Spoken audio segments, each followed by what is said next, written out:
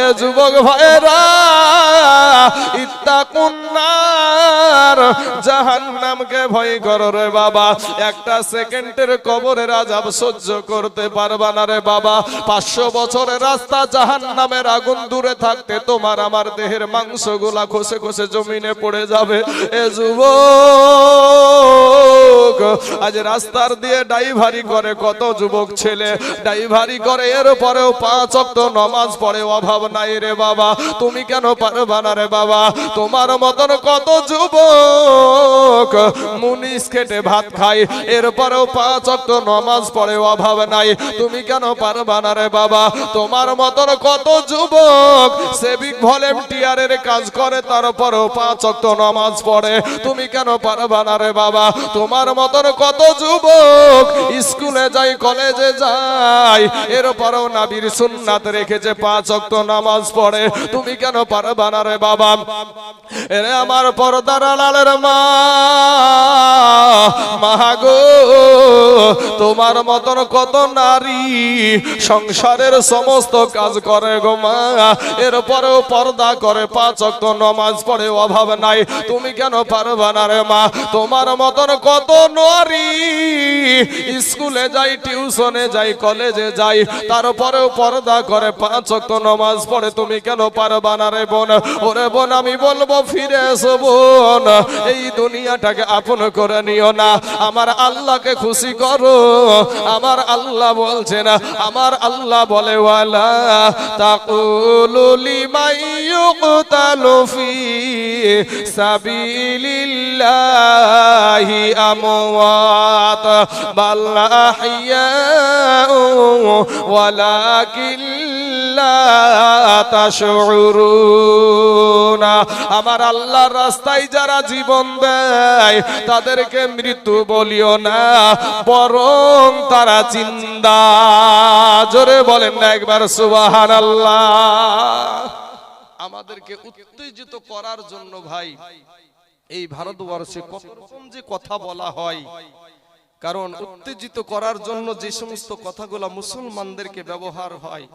কিছুদিন পূর্বেই ওয়াসিম সরকার নামে আমাদের কোরআনকে নিয়ে এমন এমন মন্তব্য করলো। ও বাবাজি, আমরা তাদের মতন বেয়াদব না, মুসলমানেরা, এই মুসলমানেরা তাদের মতো বেয়াদব না। মুসলমানেরা নবীর আদর্শকে মেনে চলে। মুসলমানেরা লাকুম দীনুকুম ওয়ালিয়া দিন, দিন নিয়ে কোনো সময় বাড়াবাড়ি করে না। ও মুসলমান ভাইয়েরা রে আমার, ও কালেমাওয়ালারা, আমি আপনাদেরকে বলবো বাবা, আল্লাহকে খুশি করার চেষ্টা করেন।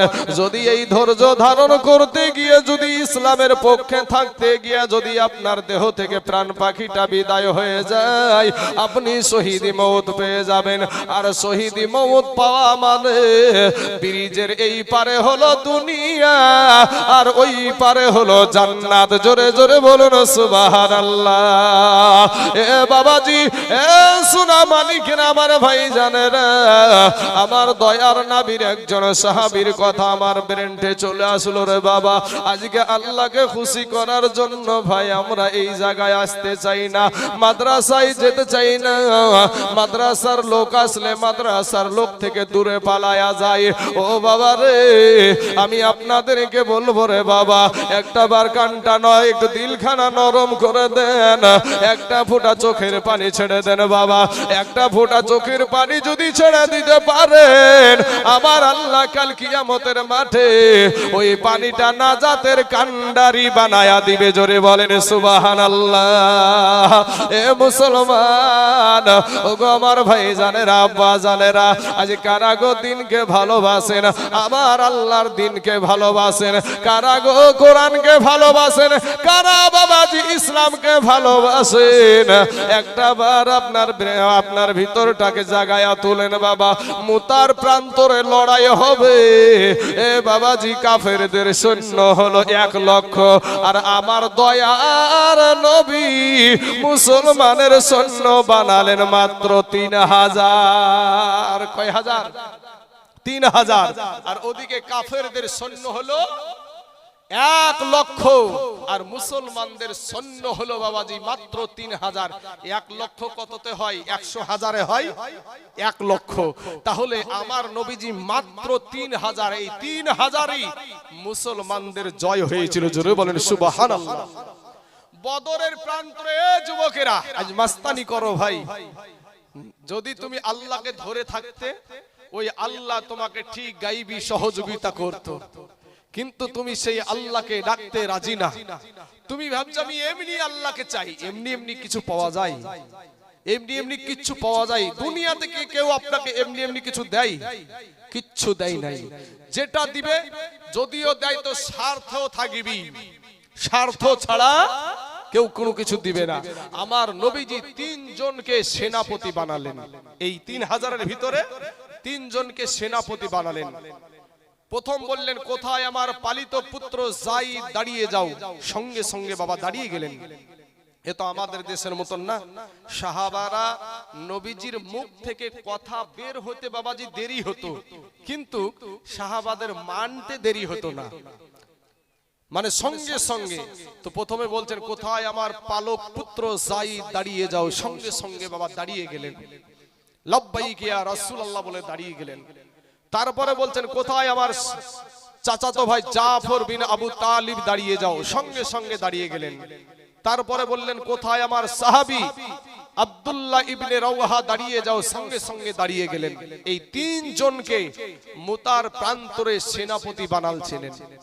যুদ্ধের ময়দানে সেনাপতি লাগে 1 জন, আমার নবী বানালেন 3 জন। বোঝা যায় যে এই 3 জনের ভিতরে 1 জনও বাড়ি ফিরবে না। আমার নবী বললেন, তোমরা বাড়ি চলে যাও, বাড়িতে গিয়ে সালাম করে এসো, বাড়িতে গিয়ে সালাম করে এসো। যায়েদ একটা ডাক দিয়ে বলছেন, ইয়া রাসূলুল্লাহ, নবীজির পালিত পুত্র, নবীজির পালিত পুত্র, লালন পালন করাকে পালিত পুত্র বলে, লালন পালন করে বড় করা। তো পালিত পুত্র যায়েদ বলছেন, ইয়া রাসূলুল্লাহ, ইয়া হাবিবাল্লাহ, নবী গো, ওগো নবীজি, আমাকে আমার দয়ার নবী, আমার আব্বা জান আমাকে যুদ্ধের ময়দানের সেনাপতি বানায়া দিয়েছে গো নবী। নবী গো, আমার মা আয়েশা ঘরে বসে শুনতে পেয়ে যাবে, আমার যাওয়ার কোনো প্রয়োজন নাই। দ্বিতীয় জন জাফর বিন আবু তালিব চলে গেলেন বাবা বাড়িতে। বাড়িতে যাওয়ার পর বিবিকে সালাম দিয়ে বলছে, বিবি রে, ওরে বিবি, আমি তোমাকে একটা কথা বলতে এসেছি গো বিবি। বলে, কি কথা বলেন গো স্বামী? ডাক দিয়া বলে, বিবি রে, আমাকে আমার দয়ার নবীজি যুদ্ধের ময়দানের সেনাপতি বানায়া দিয়েছে গো বিবি। আমি যুদ্ধে চলে যাব বিবি গো। তোমার সঙ্গে আমি এতদিন ঘর সংসার করছি গো বিবি। বিবি গো, হয়তো তোমার কোনো আমি হক আমি আদায় করতে পারি নাই গো বিবি। বিবি গো, তুমি আমাকে মাফ করে দাও। বিবি সঙ্গে সঙ্গে আল্লাহর দরবারে হাত উঠায়া বলে, আল্লাহ,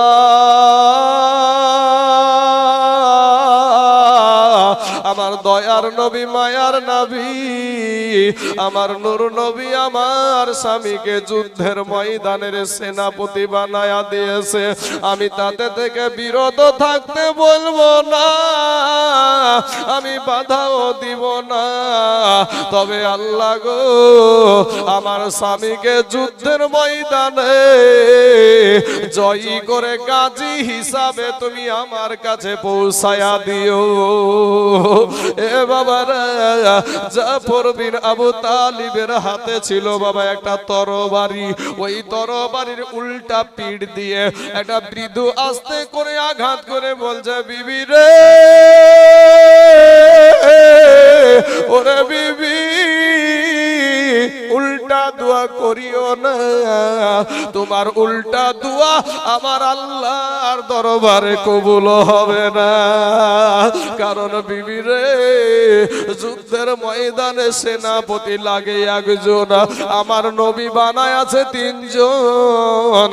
বিবি রে, আমার আগেও একজন আছে, পরেও একজন আছে, নির্ঘাত আমি ওই মুতার প্রান্তরে শহীদ হইয়া যাব রে বিবি। বিবি রে, তুমি উল্টা দোয়া করিও না, তোমার উল্টা দোয়া আমার আল্লাহর দরবারে কবুল হবে না।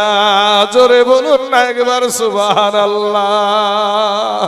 এ বাবারা, এরপরে বাবাজি বলছে, বিবি গো, আমি তো যুদ্ধে চলে যাব, আমি তো শহীদ হয়ে যাব, আমি ইসলামের জন্য, নবীর জন্য, কোরআনের জন্য, দ্বীনের জন্য আমি তো শহীদ হয়ে যাব। বিবি গো, আবার ছোট ছোট ছোট ছোট বাচ্চাগুলো আমি রেখে যাচ্ছি গো বিবি। বিবি রে, আমি যেই রাস্তায় জীবন দিতে যাচ্ছি, আমার সন্তানগুলাকেও তুমি ওই রাস্তাতে শিক্ষিত করিও। এই বলে বাবা জাফর বিন আবু তালিব বাড়ি থেকে বেরিয়ে চলে যাচ্ছেন। বিবি কাটা কবুতরের মতন উঠানে পড়ে গড়াগড়ি আরম্ভ করে দিল বাবা। এমন সুমাতে ছোট ছোট ছোট ছোট বাচ্চাগুলা পিছনে পিছনে আব্বু গো, আব্বু গো, আব্বু গো বলে দৌড়ায়। ওই জাফর বিন আবু তালিব একবারও পিছন ফিরে তাকালেন না। কারা কান্দে? এ বাবাজি, 3 নাম্বার সেনাপতি, যার নাম হলো আব্দুল্লাহ ইবনে রাওয়াহা। উনি বাবা বাড়িতে চলে গেলেন। বাড়িতে বাবা গেলেন, নতুন বিবাহ করেছে, ফুল সজ্জার রাত্রি, বাসর সজ্জার রাত্রি গো। এই রাত্রি বাবাজি নতুন বিবাহ করে এনেছে বাবা। আমার নবীজি যুদ্ধের ময়দানের সেনাপতি বানায়া দিয়েছে।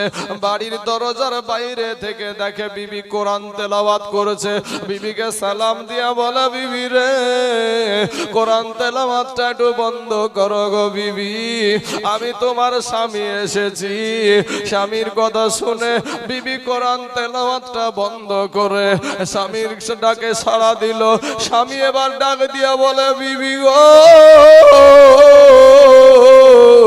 আমার দয়ার নবী আমাকে যুদ্ধের ময়দানের সেনাপতি বানায়া দিয়েছে গো বিবি। বিবি গো, ও গো বিবি, তোমাকে আমি নতুন বিবাহ করেছি গো বিবি। বিবি গো, কোন হক আমি তোমার আদায় করতে পারি নাই গো বিবি। বিবি গো, তুমি আমাকে মাফ করে দাও। এবার বিবি ডাক দিয়ে বলছেন, কেমন নারী ছিল তারা বাবা? আমাদের মায়েরাও নারী, তারাও ছিল নারী রে বাবা। ওই নারী ডাক দিয়ে বলে, স্বামী, স্বামী গো, আপনাকে আমার দয়ার নবী যুদ্ধের ময়দানের সেনাপতি বানায়া দিয়েছে, আমি তাতে থেকে বিরত থাকতে বলবো না, আমি বাধাও দিব না। তবে বিবি স্বামী গো, আপনি একটা বার শুধু আপনি আমার বাড়ির ভিতরে আসেন, ঘরের ভিতরে আসেন। স্বামী একটা ডাক দিয়া বলে, বিবি রে, আমি বাড়ির ভিতরে যাব না, আমি বাড়ির ভিতরে প্রবেশ করব না। তোমাকে দেখলে আমার মনে প্রেম জাগবে, ভালোবাসা জাগবে রে বিবি, যুদ্ধে যেতে মন চাইবে না। বিবিরে, আমি বাড়ির ভিতরে প্রবেশ করব না। বিবি একটা ডাক দিয়ে বলছেন, প্রাণের স্বামী গো, খোদার কসম কিরে বলি গো স্বামী, আপনি যদি বাড়ির ভিতরে আসেন, আপনাকে কোনো প্রেম নিবেদন করব না, কোনো ভালোবাসা নিবেদন করব না। তবে স্বামী গো, আমি আমি শুধু একটা নজর আপনাকে দেখতে চাই। আপনাকে নতুন বিবাহ করেছি, ভালো করে আপনাকে এখনো আমি দেখতে পাই নাই, কোন রকম একটু দেখেছি, আপনাকে একটু চিনে রাখতে চাই। কাল কিয়ামতের দিন হাজার হাজার লক্ষ লক্ষ লক্ষ লক্ষ কোটি কোটি সহস্র কোটি মানুষের সম্মুখে আমি যেন আপনাকে স্বামী রূপে চিনে নিতে পারি গো স্বামী। আব্দুল্লাহ ইবনে রাওহা ডাক দিয়া বলে, বিবি রে, ওরে বিবি, তুমি যদি ধৈর্য ধারণ করে দুনিয়া করতে পারো, তুমি যদি ধৈর্য ধারণ করে দুনিয়া করতে পারো, ওরে বিবি, কিয়ামতের মাঠে না আমার আল্লাহ তোমাকে আমাকে জান্নাতের ভিতরে স্বামী স্ত্রী হিসাবে পরিচয় করায়া দিবে। জোরে বলেন সুবহানাল্লাহ। এ মুসলমান বাবাজিরা, আমার ভাই জানেরা, এ মা খালা গো, এবার বাবাজি যুদ্ধে চলে গেল। যুদ্ধে যাওয়ার পর যখন কাফেরেরা গর্জন দেয় রে বাবা, দেখবেন বাবা, যারা বাবা যাদের ভিতরে ভয় বেশি তারা বেশি গর্জন দেয়, তাদের ভিতরে চিৎকার দেয় বেশি। এ মুসলমান ভাই, ওই কাফেরেরা যখন গর্জন দিচ্ছে, মুসলমানদের ভিতরে ইসলামের পক্ষে যারা আছে, এ বাবা সাইদ ইসলামের প্রথম সেনাপতি রে বাবা, এবার ওই সেনাপতির হাতে তরবারি, ইসলামের পতাকা একেবারে বাবা কাল বৈশাখী ঝড়ের মতন বাবাজি কাফেরদের সঙ্গে যুদ্ধ করতে করতে করতে করতে করতে একটা সময় বাবা নবীজির পালিত পুত্র যায়েদকে ঘেরাও করে ফেললো। যায়েদকে বাবা শহীদ করে দিল রে বাবা। যায়েদ দুনিয়া থেকে বিদায় নিয়ে নিল ইসলামের জন্য, কোরআনের জন্য, ইসলাম দিনের জন্য।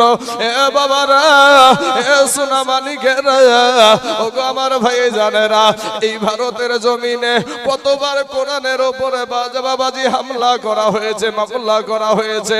1985 সালে 1985 সালে শীতল সিং নামে একজন ব্যক্তি বাবা আপনার কোরআনের উপরে মামলা করেছিল কলকাতার হাইকোর্টে। কলকাতার হাইকোর্টে যখন মামলা করেছিল, এ বাবাজি, এ মুসলমান, কলকাতার হাইকোর্টের জজ সাহেব বলেছিল এটা সংখ্যালঘু মুসলমানদের ধর্মগ্রন্থ, এটা বাদ করা ভারতবর্ষের সংবিধানে কোনো আইন নাই। এ বাবাজি, ওই শীতল সিং এর বাবাজি পে তাত্তা এসে 2021 সালে বাবাজি ওয়াসিম রেজভি নামে একটা ব্যক্তির কাঁধে চেপেছিল। ওই ওয়াসিম রেজভি আপনার ভারতবর্ষের সবচাইতে বড় আদালত, সেই আদালতের নাম হলো সুপ্রিম কোর্ট। ওই সুপ্রিম কোর্টে 26টা কোরআনের আয়াতের উপরে মামলা করেছিল বাবা। আপনার সুপ্রিম কোর্টের জজ সাহেব বলেছিল, ওয়াসিম সরকার রেজভি রে, শোন, এটা ভারতবর্ষের সংখ্যালঘুদের ধর্মগ্রন্থ, তাদের বুকের খনি, চোখের মনি, এই কোরআনের উপরে আঘাত হানলে মুসলমানদের রক্ত ক্ষরণ হয়, মুসলমানদের কষ্ট লাগে। এই মুসলমানদেরকে যেই ধর্মগ্রন্থের 26টা আয়াতের উপরে মামলা করেছিস, এই আয়াত বাদ করা ভারতবর্ষের সংবিধানের আইনে নাই, অতএব এটা করা যাবে না। তার বাবা মামলাকে ব্যান্ড করে দিয়া বলেছিল, ওয়াসিম সরকার রেজভি, এটা ভারতবর্ষের সংখ্যালঘু মুসলমানদের ভিতরে আঘাত দেওয়ার কারণে আর সুপ্রিম কোর্টের মূল্যবান সময় নষ্ট করার কারণে তোকে 50,000 টাকা জরিমানা করা হলো। এ বাবাজি, যারা কোরআনকে মিটাতে এসেছিল তারা মিটে গেছে, কোরআন মিটে নাই রে বাবা। যুগের পর যুগ কোরআনকে বাবা চাইছে পুড়িয়ে দিতে, মাদ্রাসা ভেঙে দিতে, মসজিদ ভেঙে দিতে। এ মুসলমান, আজকে যতদিন আল্লাহর এই গোলামেরা আছে ততদিন পর্যন্ত এ বাবাজি মসজিদ ভেঙে শেষ করতে পারবে না। ওই যোগী আদিত্যনাথ আর টাকলা যোগী আদিত্যনাথ আর আপনার নরেন্দ্র মোদী দামোদর দাস যতই চেষ্টা করুক না কেন, যতদিন পর্যন্তই মুসলমানেরা আছে ততদিন পর্যন্ত মুসলমানদের ধর্ম স্থান ভেঙে শেষ করতে পারবে না। একবার জোরে সোরে বলেন না ইনশাআল্লাহ, জোরে সোরে বলেন না ইনশাআল্লাহ। বাবাজি আমার সোনা মানিকেরা যায়েদকে শহীদ করে দিল। এবার বাবা দ্বিতীয় সাহাবী আপনার জাফর বিন আবু তালিবের হাতে তরবারি, এক হাতে ইসলামের পতাকা আর এক হাতে তরবারি, কলা গাছ ঝুড়া করে ঝুড়তে ঝুড়তে ঝুড়তে ঝুড়তে বাপ একটা সময় জাফর বিন আবু তালিবকে আপনার এক হাতে আঘাত করে দিল, একটা হাত কেটে জমিনে পড়ে গেল। দ্বিতীয় হাতে যখন আঘাত করলো দ্বিতীয় হাতখানাও কেটে জমিনে পড়ে গেল। পাশের একটা সাহাবীকে ডাক দিয়ে বলে, ওগো আল্লাহর নবীর সাহাবী,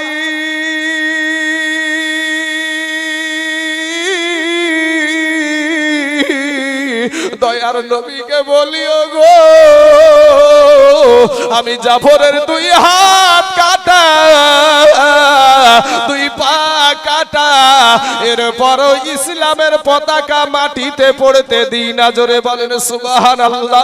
দুইজন সাহাবী দৌড়ে এসে দেখছে বাবা জাফরের দুই হাত কাটা, দুই পা কাটা, ইসলামের পতাকাটা মুখে কামড় দিয়া উঁচা করে রেখে দিয়েছে। জোরে বলেন সুবহানাল্লাহ।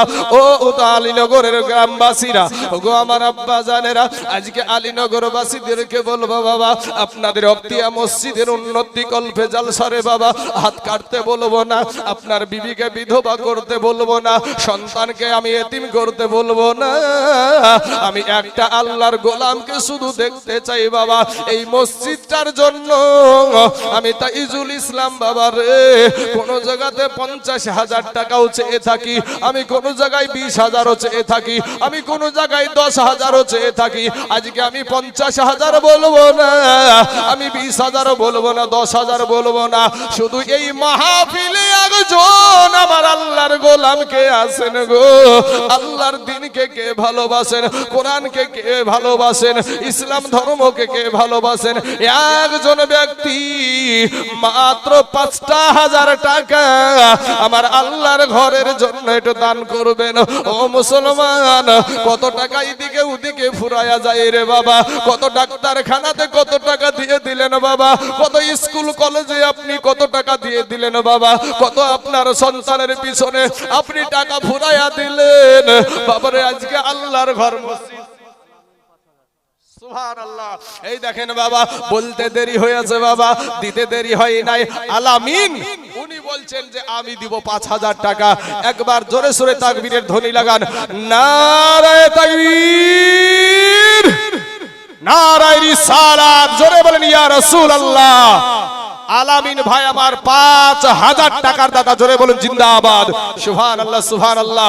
আল্লাহ গো, আলামিন ভাইয়ের 5,000 টাকাকে আল্লাহ তুমি কবুল করে নাও। আল্লাহ যে আশা নিয়ে, যে উদ্দেশ্য নিয়ে, যে মনের বাসনা নিয়ে আল্লাহ আলামিন ভাই আমার 5,000 টাকা দিয়েছে, আল্লাহ তার মনের বাসনাকে আল্লাহ তুমি পূরণ করে দাও। আল্লাহ তার আত্মীয় স্বজনকে কবরে শুয়ে আছে আমি জানি না, আল্লাহ তার দানের বদলায় তার আত্মীয় স্বজনের কবরের আযাবকে আল্লাহ তুমি মাফ করে দাও। আমিন সুম্মা আমিন। বাবাজি নাম্বার 1 হয়ে গেল, নাম্বার 2 এ একটা ব্যক্তি হবে না গো, আল্লাহর ঘর। আচ্ছা, হাসিবুল কালীগঞ্জে সোনার দোকান, ওই ভাই আমার দিয়েছে 5,000 টাকা। নারায়ে তাকবীর, নারায়ে রিসালাত। হাসিবুল ভাই আমার 5,000 টাকার দাতা, জোরে বলে জিন্দাবাদ, সুবহানাল্লাহ। এ হাসিবুল নামে দেখো এ গ্রামে বাড়ি, 5,000 টাকা দিল মসজিদের লাগি। ইয়োগো আল্লাহ দয়াময়, দয়া যে করিয়া এ হাসিবুল ভাইয়ের 5,000 টাকা নাও তুমি কবুল করিয়া। আর যে আশাতে যে নিয়াতে করে গেল দান, কবুল করিয়া নাও গো রহমান। সত্তার গফার তুমি সব চেয়ে দাতা, আর মাবদিয়া সাফ করো জীবনের যত গুণ গুনাহ খাতা। আমিন সুম্মা আমিন। বাবাজি আমার সোনা মানিকের আমার ভাই, আজকে একটু বলেন যে আমার জান আছে মাল নাই হুজুর, তবে আমি এই 5,000 টাকা আমি আস্তে আস্তে আস্তে আস্তে এই জালসা এই মসজিদ কমিটিকে আমি দিয়ে দিব। বাবাজি আপনাকে এক্ষুনি দিতে বলছি এরকম না, আপনি আস্তে আস্তে 5,000 টাকা এই মসজিদে, আল্লাহর ঘর, আল মসজিদ বাইতুল্লাহ, মসজিদ হলো আল্লাহর ঘর, সেই ঘরের জন্য গিয়াস মোল্লা খায়েন আপনি রসগোল্লা। আমিও বাবাজি মোল্লা, ও মোল্লা, তার লেগে কথাটা বললাম, বুঝতে পারলেন না? আমাদেরও পদবি হলো মোল্লা, তো তার জন্য কথাটা বললাম বাবাজি। হ্যাঁ, গিয়াস মোল্লা সাহেব উনি দিয়েছেন আপনার 1,000 টাকা নগদ। আল্লাহ গিয়াস মোল্লার 1,000 টাকাকে আল্লাহ তুমি কবুল করে নাও। আল্লাহ তার হাতের দ্বারাই, পায়ের দ্বারাই, চোখের দ্বারাই, মুখের দ্বারাই, সাগিরা কাবিরা, জানা ওয়াজানা, ছোট বড়, জাহিরি বাতেনি, রাতের অন্ধকারে দিনের আলোতে যত গুনাহ করেছে আল্লাহ তার জীবনের সমস্ত গুনাহকে আল্লাহ তুমি মাফ করে দাও। বাবাজি আমার সোনা মানিকেরা, নাম্বার 2 হয়ে গেল, নাম্বার 3-এ একটা 5,000 টাকা হবে না গো বাপ? কোন আল্লাহর বান্দা এখানে নাই? কোন ব্যবসায়িক ভাই?